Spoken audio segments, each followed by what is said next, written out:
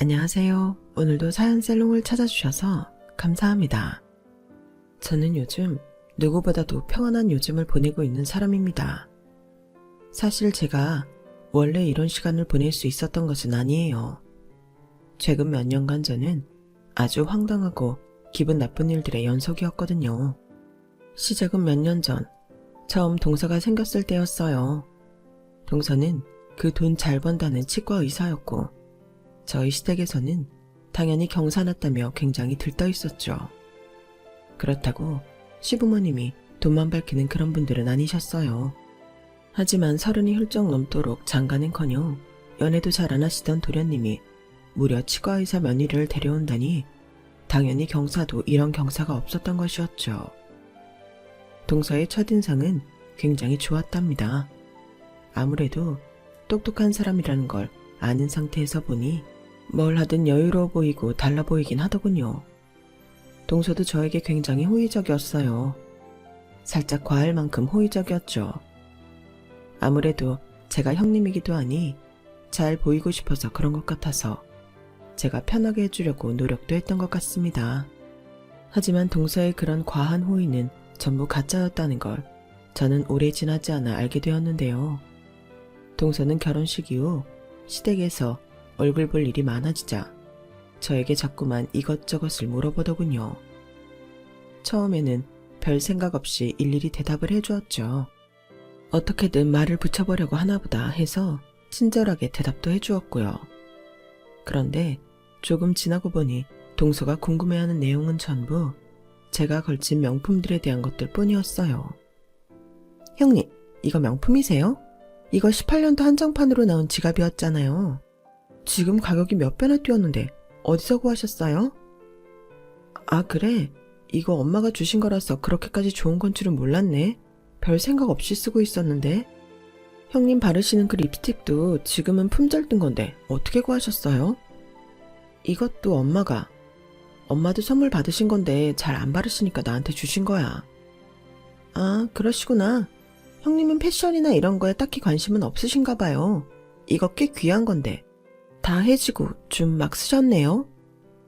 나야 뭐 항상 작업실에 있다 보면 편한 옷이 장땡이라서 이런 화장품이나 옷들은 주로 엄마 거 받아서 입는 게 다야. 관리하는 법도 잘 모르고 그러니까 그냥 대충 써서 그런가 보다. 사실 저는 외할아버지가 관련 업계에서는 유명한 자기장이신데요. 엄마도 그 피를 물려받아 패션 업계에서 일하시고 저 역시 액세서리 공방을 하고 있어요. 제가 아는 공방은 그렇게 크진 않지만 엄마나 외할아버지 덕에 중요한 자리에 나가게 되면 고급스러운 옷을 입고 나갔는데 그 옷들이 전부 엄마나 외할아버지를 통해 들어오는 명품들이었던 것이죠. 항상 옷 선물을 많이 받으니 저는 사실 옷을 살 필요가 없이 받은 옷들만 입고 살았는데 그게 동서의 눈에는 뭔가 마음에 들지 않았나 봐요. 제 대답을 듣고는 그때부터 뭔가 안 입고 온 말투로 저에게 그러더군요. 그냥 집이 좀 잘 사시는 거였구나. 그러면 형님도 액세서리 디자인은 뭐 어디 미국 같은 데서 전공하고 오셨나 봐요? 돈 많은 집안은 그런 분야는 다 미국으로 보냈다던데? 나는 대학은 따로 안 나왔어. 우리 집이 막 그렇게 돈이 많은 건 아닐 거야. 나도 잘은 모르겠는데 뭐 굳이 미국까지 가서 대학을 다닐 필요가 있나? 나는 그냥 작은 공방하고 있는 거고 가끔 플리마켓 같은 데서 판매도 하고 그럴 뿐인데. 네? 형님, 고졸이세요? 참나, 난 또. 하긴 이 가방도 저번부터 계속 같은 가방만 드시는 거 보면 알만하네요. 보통 머리 좋은 사람들은 이런 거 이렇게 함부로 못 다루는데. 그날 동서의 말에 저도 순간 기분이 나빴지만 그 전부터 워낙 저한테 잘하던 동서라 제가 예민한 건가 헷갈리더라고요. 그래서 그냥 넘어가게 되었는데 그러면 안 되는 거였죠. 동서는 그날 이후로 계속해서 묘하게 저를 무시하는 겁니다. 그전에는 대학이라는 주제로 이야기한 적도 없으면서 갑자기 만날 때마다 자기 친구가 대학 교수라는 둥, 대학 동기들이랑 모임이 있다는 둥 자꾸만 대학 얘기를 꺼내더군요. 그러면서 말끝마다 형님은 이런 얘기는 잘 모르시죠? 이렇게 덧붙이는 겁니다. 한 번은 이런 일도 있었는데요. 동서와 제가 시댁에 찾아뵙는 날짜를 논의해야 할 일이 생겼어요. 그때는 시아버님이 막 정년퇴임을 하셔서 저희 자식들이 그간 고생하신 아버님을 위해 식사 자리를 마련하기로 했거든요. 남편과 서방님은 일반 회사원이라 주말에는 시간을 뺄 수 있었지만 저와 동서는 근무 시간이 불규칙했기 때문에 저희 둘이 날짜를 잡기로 했던 것이었는데요. 먼저 연락을 주겠다던 동서는 어느 날 갑자기 전화를 걸어와서 의논을 하는 것이 아니라 무턱대고 통보를 하더라고요. 제 일정은 하나도 물어보지 않고요. 형님, 시댁 가는 거요. 이번 주 토요일로 하시죠? 이번 주? 나 이번 주 토요일은 중요한 약속이 있어서 안 돼. 왜? 동서는 다른 날들 다 안 돼? 중요한 약속이요? 술 약속이긴 한데 너무 오랜만에 만나는 친구들이고 다들 시간도 어렵게 맞춘 거라. 술 약속이라고요? 대학도 안 나오셨다면서 형님한테 술 친구가 어딨어요? 형님, 젊을 때 좀 노셨구나? 동서가 말한 그날은 제가 공방을 운영하다가 만난 친구들과 함께 다 같이 모여 기분 좋게 한잔하자고 약속을 잡았던 날이었는데 대뜸 저에게 저런 식으로 이야기하니 저도 기분이 좋지는 않았죠. 대학을 나오고 안 나오고가 술 친구랑 도대체 무슨 상관이 있다고 저러는지도 모르겠고요. 그래서 공방 운영하다가 같은 일 하는 사람끼리 모임 갖는 거라고 설명을 해줬는데 그럼에도 동서는 은근히 무시하는 그 말투로 이야기하더군요. 그러면 그 약속을 좀 미루실 수는 없어요? 저는 좀 중요한 일정이 있거든요. 다 같이 시간 되는 날짜 어렵게 맞춘 거긴 한데 그럼 한번 얘기해 볼게. 그런데 동서는 무슨 약속인데? 많이 중요한 약속이야? 네, 저는 좀 중요한 약속이에요. 말해봤자 형님이 이해를 못 하실 것 같아서. 대학 교수님이랑 같이 해야 하는 일이 있거든요. 당연히 사회 친구들과의 약속보다는 대학 교수와의 약속이 중요하다는 걸 저도 알고 있었죠. 그런데 그 얘기를 굳이 제 학력을 비꼬듯이 말하는 것이 정말 기분 나빴어요. 하지만 제가 거기서 괜히 화를 냈다가는 마치 교수와의 약속보다 친구와의 약속이 중요하다고 우기는 이상한 사람이 되어버리는 거잖아요.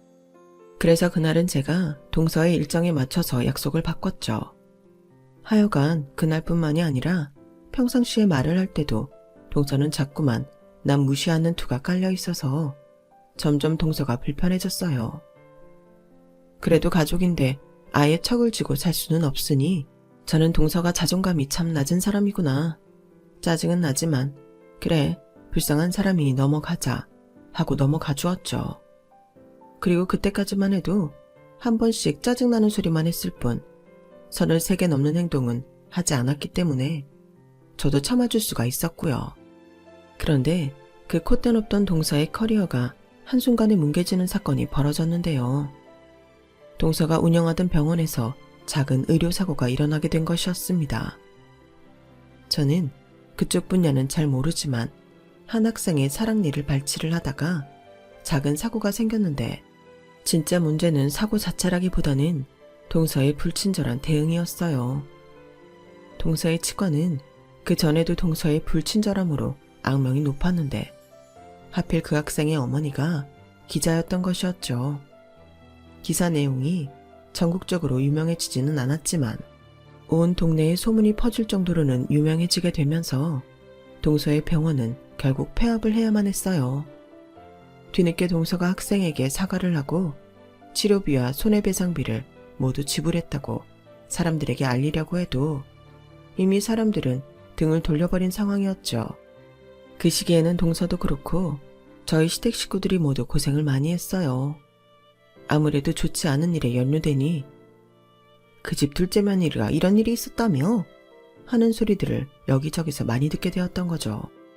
의사로서의 평판도 경제적으로도 어려워진 동서는 집에서 나오지도 못하고 힘들어하고 있었어요. 다시 새 병원을 개원하는 것은 꿈도 못 꾸고 다른 병원의 일자리를 알아보고 싶지만 그 사건이 동서에게 꼬리표처럼 따라다녀 그마저도 쉽지는 않았다고 해요. 그 소식을 듣고 저도 신경이 쓰이기는 하더라고요. 처음부터 끝까지 동서가 잘못한 것은 맞지만 그래도 가족인 걸 어떡하겠어요. 당장 서방님 월급만으로 살기에는 손해를 메꾸기가 한없이 부족했거든요. 덕분에 동서는 그 해의 중요한 시댁 모임이나 명절에도 코빼기도 비치지 않았답니다. 안 그래도 몇 년 전부터 시어머니께서 무릎이 많이 안 좋으셔서 제사 준비나 음식 등 주방일은 저와 동서가 도맡아 했었는데 동서가 사라지니 저 혼자 모든 일을 해야만 했어요. 가족들이 조금씩 손을 보태기는 했지만 남자들은 일찍이 벌초를 하고 오거나 힘쓰는 일들을 하는 등 각자 할 일들이 있었기에 크게 도울 수는 없었죠.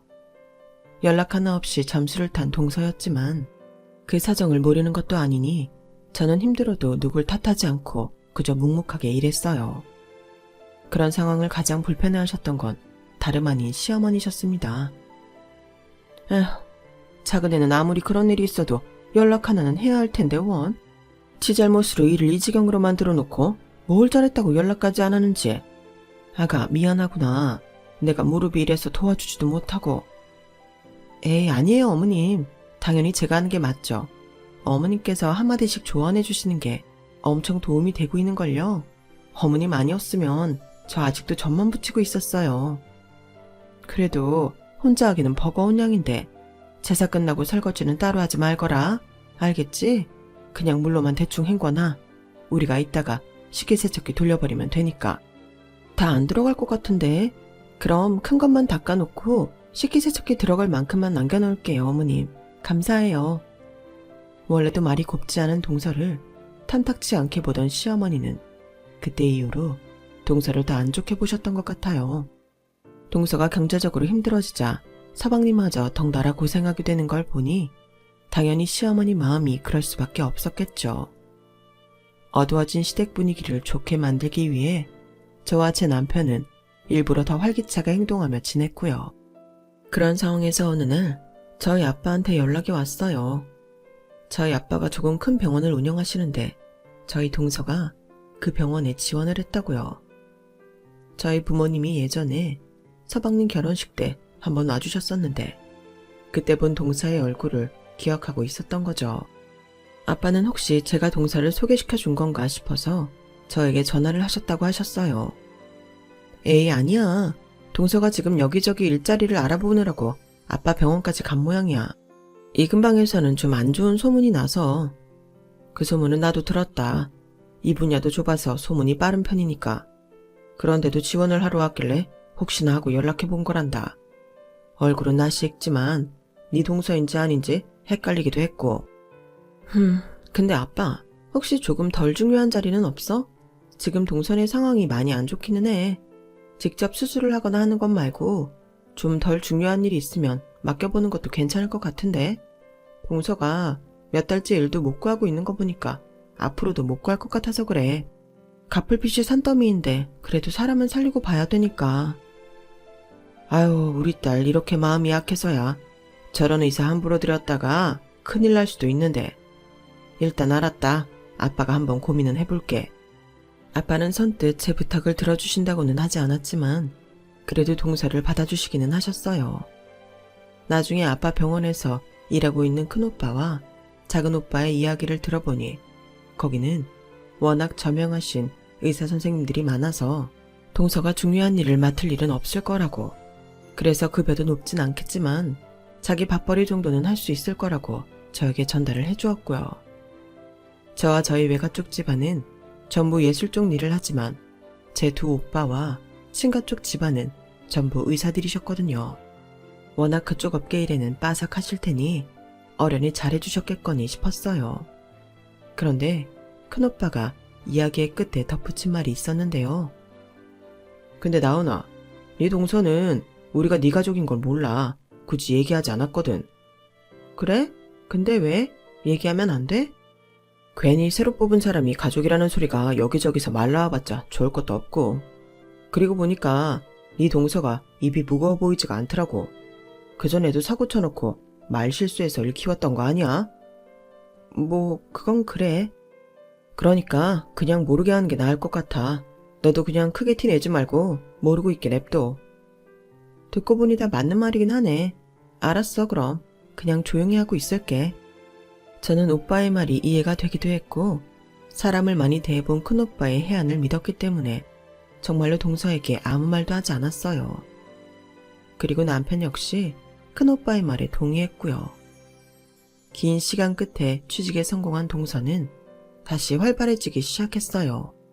직접 만나보지는 못했어도 시부모님 말씀을 들어보면 서방님과 함께 열심히 빚을 갚아 나가는 것 같았죠.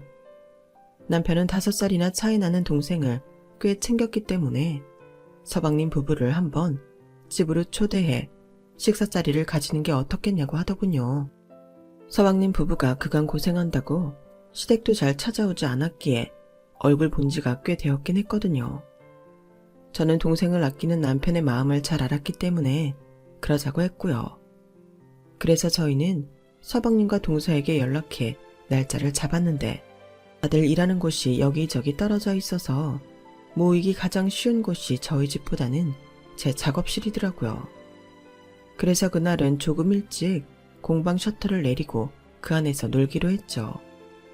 먼지 날리는 작업 공간이 아닌 손님 맞고 저도 식사를 하는 작은 공간이 있는데 4사람이 들어가기엔 충분한 공간이라고 생각했거든요.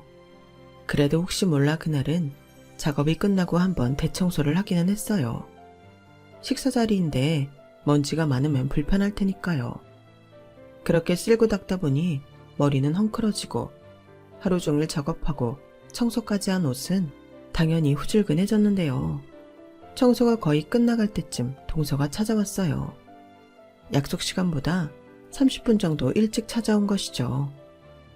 동서 혼자 가장 일찍 도착한 게 저로서는 불편하긴 했지만 그래도 좋은 취지로 모인 거니 최대한 티를 내지 않고 좋게 대하려고 했어요. 그리고 저는 동서 본인도 성질을 못 죽여 한동안 고생했으니 철 좀 들었겠거니 의기소침해졌겠거니 하고 저도 모르게 생각을 하고 있었거든요. 그런데 웬걸 동서는 공방에 들어오자마자 인사도 없이 개념 없는 소리를 던지는 겁니다. 안녕하세요 형님, 오랜만이에요. 그런데 꼴이 그게 뭐예요? 형님, 지금 완전 거짓 꼴이신 거 아세요? 형님이 여기 사장님인데 그러고 계세요? 아니, 일 끝나고 동서랑 서방님 온다 그래서 청소하느라 그런 거야. 작업하다 보면 옷이 좀 흐트러지기는 하지만 이 정도까지는 아니고. 아, 뭔지. 형님, 공방하신다더니 무슨 이런 코딱지만한 상가에서 일하세요? 집이 잘 산다는 건 다 허풍이었나? 액세서리도 죄다 촌스럽고 낡아 빠졌네. 뭐라고? 왜 말을 그딴 식으로 해? 여기는 내가 학생분들 가르치는 공간이라 아직 미완된 작품들이 있어서 그런 거야. 아, 이쪽에 형님이 만드신 거구나. 뭐 그래도 형님이 만든 액세서리들은 봐줄만은 하네요. 전공도 못했으면서. 뭐 어디서 디자인 카피라도 하셨어요? 카피한 거 없고 내가 디자인한 거야. 오자마자 대뜸 남의 작업실 까내리는 소리나 하고 초대한 사람 성의가 있는데 예의는 지켜 동서? 기분 나쁘셨다면 미안해요. 형님 공방에서 쓰시라고 예의 챙겨왔는데 이게 여기 잘 어울릴지 모르겠네요. 여기요. 동서는 미안한 기색이라곤 요만큼도 없이 저에게 선물을 하나 건네더군요. 받아보니 유명한 명품 로고가 박힌 휴지통이었어요. 제 기준에서는 세상에서 가장 쓸데없이 비싸기만 한 물건이었죠. 게다가 선물로 휴지통을 주는 건 또 무슨 경우랍니까? 애매하게 기분 나쁜 짓을 하는 게 전보다도 더 심해진 동서는 철이 들기는커녕 성격이 더 이상해진 것 같았어요. 다행히 더 큰 싸움으로 번지기 전에 서방님과 남편이 거의 동시에 도착하게 되면서 분위기를 전환할 수 있었죠. 아무것도 모르고 해맑은 남편과 서방님을 봐서라도 기분 나쁜 티를 내지 않고 참아주려고 했는데 금방 술에 취한 동서는 그 뒤로도 입만 열면 계속해서 무례한 말들을 해댔어요. 그리고 웃기게도 제 앞에서 저희 아빠 병원에 취직한 걸 자랑인 양 떠들어대더군요. 그쯤 되니 남편도 적당히 동서를 말리려고 했는데 그럼에도 동서는 그 입방정을 멈추지를 않았답니다. 화기애애하던 분위기는 동서 덕에 어색하기 짝이 없는 상태가 되어버렸고요. 형님이 무슨 공방하신다고 비싼 옷만 걸치고 다니시길래 그래도 번듯한 모양새는 갖춰놓을 줄 알았는데 도착해서 보니까 속꿉장난하는 것 같더라고요. 생각보다 부잣집이 아닌 건지 아님 너무 부잣집이라 이렇게 살아도 되는 건지. 하긴 금수저도 은수저도 아닌 제가 뭘 알겠어요? 안 그래요? 재수씨, 취한 것 같은데 그만하세요. 술 좀 작작 드셔야겠네. 에이, 제가 취하긴 멀려. 제가 대학교 때 술이 얼마나 셌는데요. 그래서 선배들한테 족보도 얻어내고 그랬던 거잖아요. 참나, 우리나라에서 이렇게 성공한 의사 되기가 얼마나 힘든 줄이나 아세요? 저처럼 개인병원 오래 유지하는 것도 다 실력이 뒷받침되니까 할 수 있는 거예요. 동서, 알았으니까 술 좀 그만 마셔. 동서 지금 발음도 다 꼬여. 형님이 계시니까 하는 얘긴데 저는 남의 힘 빌려서 성공하지는 않았거든요. 왜? 자기 부모 도움으로 고생 없이 사는 사람들 있잖아요. 형님을 얘기하는 건 아니고 형님도 집안이 좀 산다니까 생각이 났다는 거죠. 그런 애들은 공부도 못하고 대학도 안 가도 그냥 지 하고 싶은 거 하면서 잘만 살더라고요. 그런데 난 그런 애들 진짜 한심해 보이는 거 있죠? 야, 니네 가라. 재수씨 데리고 가. 인사불성이 다 됐네. 참나, 취객 취급하지 마세요. 가족끼리 이런 얘기도 못해요. 저야 물론 대형 병원에 다니고 있고. 얘기했었나? 저기 전자상가 쪽에 큰 병원 아시죠? 거기 다니잖아요. 이 지역에서 제일 큰 병원. 제가 그 귀하다는 치과의사니까 큰일을 당해도 제기할 수 있는 거죠. 근데 제가 형님처럼 돈 많은 집안에서 자랐어봐요. 지금보다 더 대단하지 않겠어요? 여보, 장인어른 사업 잘 되시잖아. 동서, 많이 취했다. 서방님, 빨리 동서 데리고 가세요. 결국 동서는 서방님 등에 엎혀나가고 저희 부부는 기분만 잔뜩 상한 채 자리를 정리했어요. 남편은 저보다도 기분이 많이 상했는지 치우는 동안 계속해서 동서 얘기를 하더군요. 참나, 지도 지 형님 덕에 그 병원 들어가 놓고 뭔 말 같지도 않은 소리를 해. 누가 들으면 뭐 개천에서 용난 줄 알겠어. 지도 꽤 사는 집안에 강남 8학군 출신이면서. 많이 취해서 그랬나 보지. 그냥 불쌍하다고 생각하고 넘어가자. 자존감이 얼마나 낮으면 저러겠어. 자존감이고 나발이고 저건 예의도 개념도 그냥 글러먹은 거지. 입만 열면 대학이 어쩌고 하질 않나. 지 잘난 척만 하질 않나. 자꾸 당신 무시하는 듯한 소리만 해대잖아. 수준이 엇비슷해야 화가 나지. 저건 뭐. 기분은 좀 나쁘다만 너무 유치해서 화가 날 정도는 아니야. 화낼 의욕도 사라진다고나 할까? 당신 큰오빠만 아니었으면 확 다 불어버릴까 했다니까. 은혜도 모르고 어디서 까부냐고. 순진한 건지 멍청한 건지. 지 병원을 통째로 날려놓고 진짜 순수 자기 능력으로 그 큰 병원에 들어간 거라고 생각하는 거야? 중요한 진료는 일부러 못 보게 한다잖아. 급여도 적고. 그래서 별 의심을 안 하는가 보지. 성질머리가 고약하면 눈치라도 빠르든가. 대체 의사 자격증을 어떻게 땄는지 원? 동준이 그놈도 한심하기 짝이 없어. 지 와이프가 저렇게 개념을 밥 말아먹고 있는데 찍소리 안 하는 거 봐 아주. 저보다 더 화를 내는 남편 덕에 그래도 마음이 좀 풀리더라고요. 저희 부부는 앞으로 굳이 이런 자리를 만들어서 기분 상하는 일을 만들지 말자고 다짐했죠. 남편과 의기투합해 결정한 일이니 그 뒤로 웬만하면 동서를 부딪힐 일이 없을 거라고 생각했어요. 만나질 않으니 당연히 부딪힐 일도 없을 거잖아요. 그런데 그런 저의 생각이 아니란 생각이었다는 걸 얼마 지나지 않아 알게 되었어요. 몇 개월 뒤 명절이 다가와 저희는 미리 일정 조율을 하고 명절 전날 미리 시댁에 가 있기로 했어요. 서방님과 동서는 그 다음날 올 수 있다고 연락을 해왔고 저희는 차라리 그게 낫다고 생각해 별 말 없이 있었죠.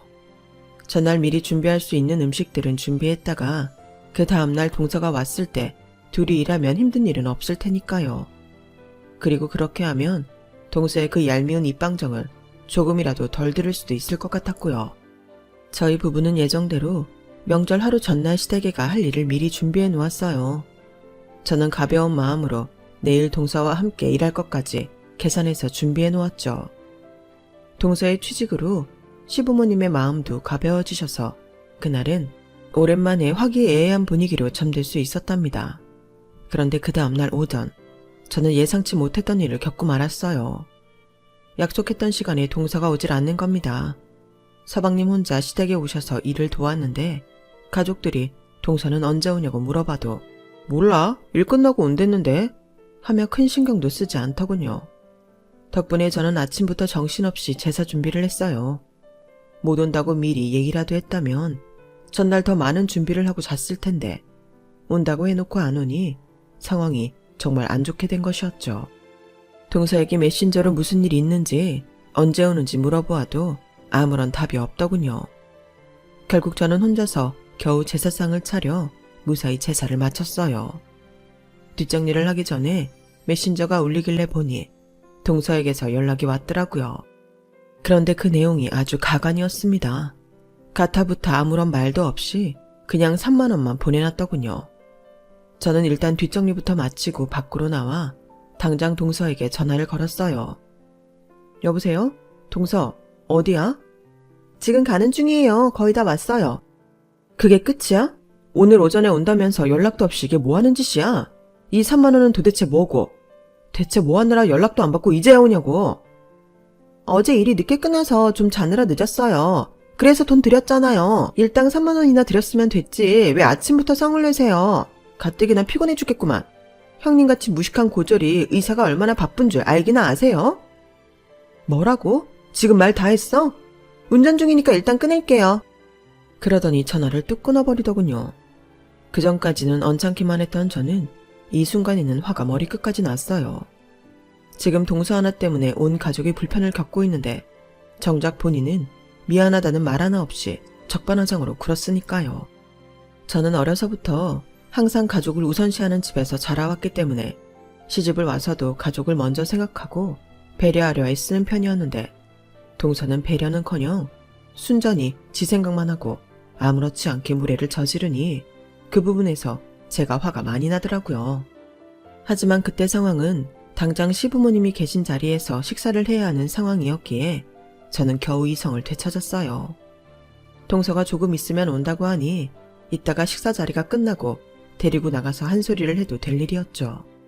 그래서 저는 일단은 다시 들어가서 식사를 준비했어요.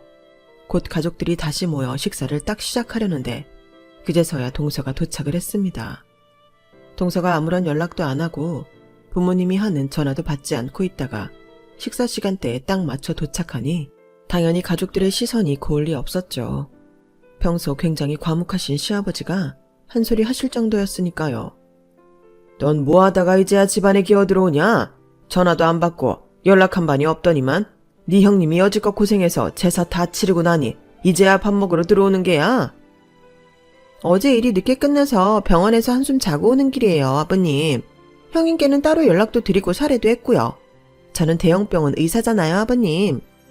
역시나 미안한 기색 하나 없이 피곤과 짜증이 섞인 말투로 말대답을 하는 동서를 보고 저는 또다시 화가 치밀어 올랐어요.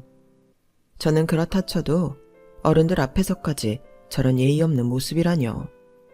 보다 못한 제가 한마디를 거들었죠. 아버님이 말씀하시는 게 무슨 말인지 몰라, 동서? 늦으면 미리 연락을 하든가. 늦잠을 자게 돼서 연락이 늦었으면 죄송하다고 부모님께 사과를 먼저 했어야지. 지금 이게 무슨 태도야? 동서가 약속을 어겨서 우리가 아침부터 얼마나 고생했는 줄 알아?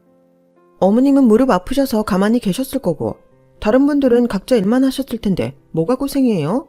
형님이 제목까지 하신 건 제가 아까 돈 드렸잖아요. 그리고 아무 때나 일 뺄 수 있는 형님이랑 의사인 저랑 같아요? 시간 많은 형님이 일 좀 더 하시는 게 당연하잖아요. 원래 머리가 나쁘면 몸이 고생하는 게 맞는 건데 형님은 고졸이시면서 왜 자꾸 저랑 똑같이 굴려고 하세요? 뭐라고? 너 지금 뭔 소리를 하는 거야? 이런 버르장머리 없는 것을 봤나? 여태까지 너 대신 고생해준 네 형님한테 그게 무슨 말버릇이야? 화가 잔뜩 나신 시어머니가 빽 고함을 질러도 동서는 절대로 미안하다는 소리 한 번을 안 하는 거예요. 오히려 미간을 찌푸린 채 다 피곤하고 귀찮다는 표정을 지었죠. 저는 그런 동서의 모습을 보고 깨달았습니다. 역시 사람은 고쳐 쓰는 게 아니라고요. 아무리 가족이어도 참아줄 수 있는 한계가 있는 법인데 동서는 그 순간 그 한계를 벗어나 버린 것이죠. 그래서 저는 그 자리에서 아빠에게 전화를 걸었어요. 여보세요? 응, 아빠. 윤지원 의사 있잖아. 내 동서. 그냥 잘라버려. 얘는 진짜 못 고쳐 쓰겠다. 아빠는 뜬금없는 저의 전화에 처음에는 놀라셨다가 동서를 잘라버리라는 제 말에 모든 눈치를 다 채신 모양이었어요. 아주 잠깐 하셨다가 이내 곧바로 그래, 무슨 일인지 알았다. 잘 생각했어. 하시며 전화를 끊으셨거든요. 저의 폭탄 발언에 동서는 눈을 동그랗게 뜨며 이게 다 무슨 소리인지 묻더군요. 제가 뭔데 누구한테 그런 소리를 하냐고요. 그러자 제 남편이 콧방귀를 끼며 말했답니다. 여태 썩은 동태 눈 가리더니 이제야 살아나네. 어렵게 얻은 일자리가 귀하긴 했나 보지? 그럼 재수 목줄을 누가 쥐고 있는지 진작 제대로 파악을 했어야지. 재수씨가 그렇게 자랑스러워하던 그놈의 대형병원, 우리 장인어른 병원인 거 몰랐어? 네? 그걸 여태 왜 말을 안 했어요? 형님이 병원장님 딸이라고요? 그 막내딸? 그걸 말하면 뭐가 달라지는데? 우리 아빠가 병원장이든 아니든 나라는 사람은 아무것도 달라지지 않아. 지금 동서하는 꼬라지를 보니까 말 안 한 게 오히려 얼마나 다행인지 모르겠다. 처음부터 내가 병원장 딸인 걸 알았다면 동서가 이렇게 무례하고 속물적인 인간이란 걸 몰랐을 거 아니야? 안 그래? 할 말이 없어지자 동서는 괜히 애꿎은 서방님을 탓하더라고요. 당신은 알았을 거 아니야. 이런 건 나한테 미리 말을 해줬어야지, 멍청한 인간아. 나도 몰랐지. 형수네 집안 대충 잘 사는 줄로만 알았지. 나한테는 그렇게 구체적으로 말 안 해줬었어. 형이 너무한 거 아니야?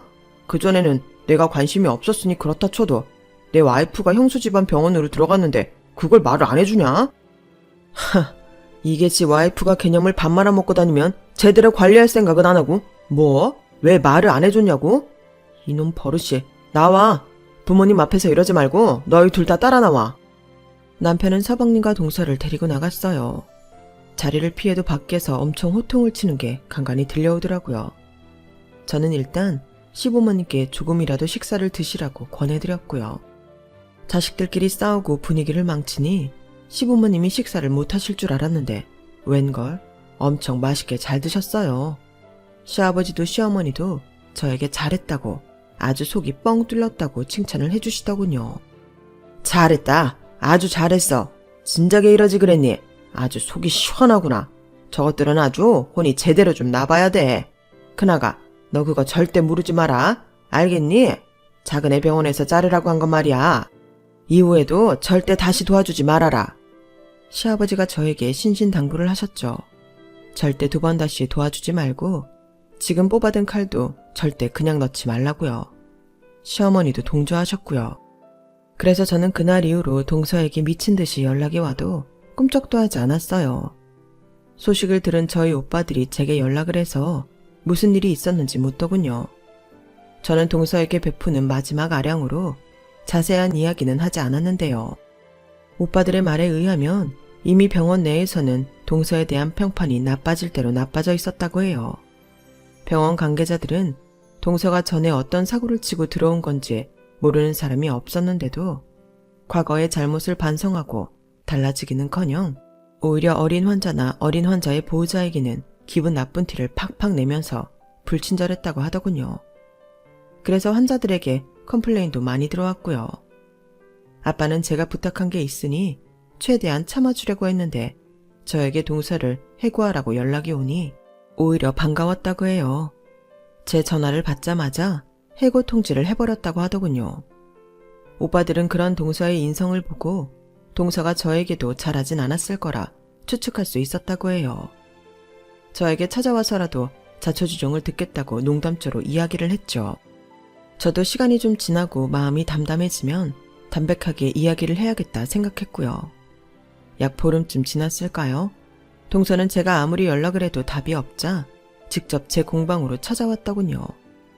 저는 막 원데이 클래스 수강생들에게 강의를 마치고 뒷정리를 하고 있었는데 정말 연락도 없이 찾아와서는 무작정 무릎부터 꿇는 겁니다. 꼴을 보니 다크서클이며 푸석해진 얼굴이며 그간 고생을 하긴 했나 보다 싶더군요. 형님, 제가 잘못했어요. 제발 원장님한테 다시 말씀 좀 드려주세요. 원래 다니던 병원 말고 다른 곳도 괜찮으니까 다시 일 좀 시키라고요. 네?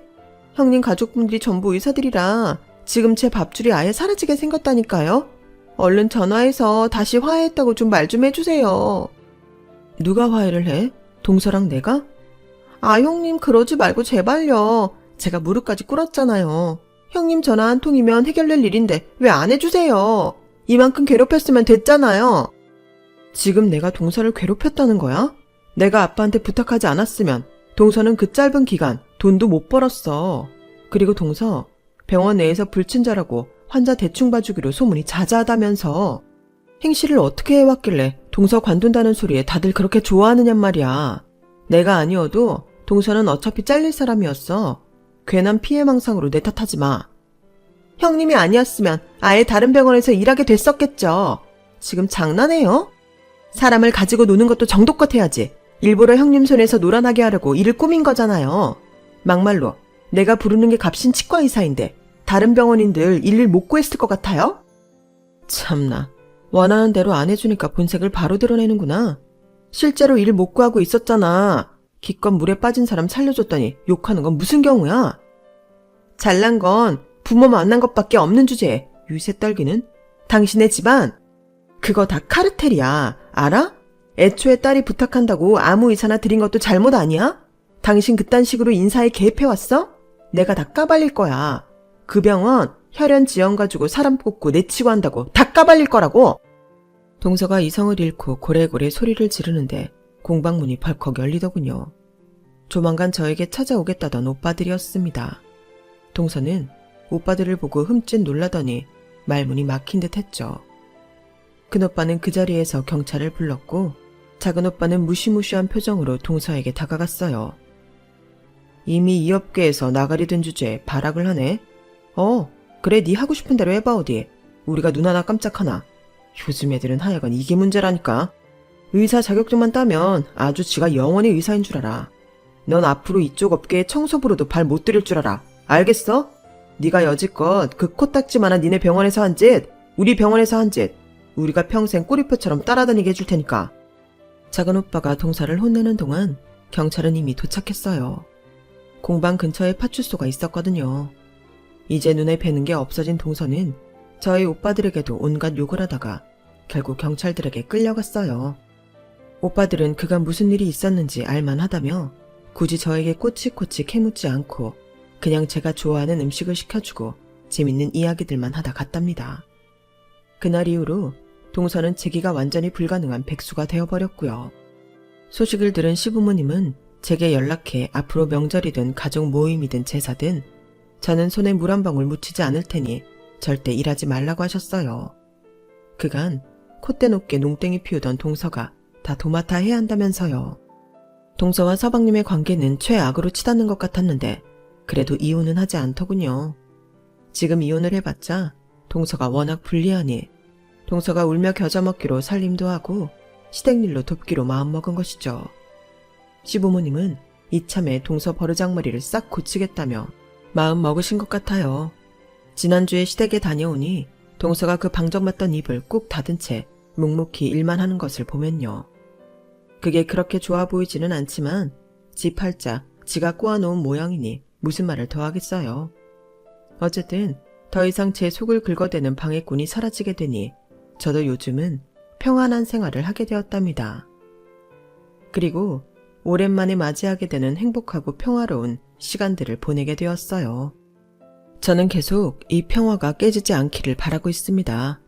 여러분도 항상 일상이 평화롭고 기쁘기를 바랍니다. 건강하세요.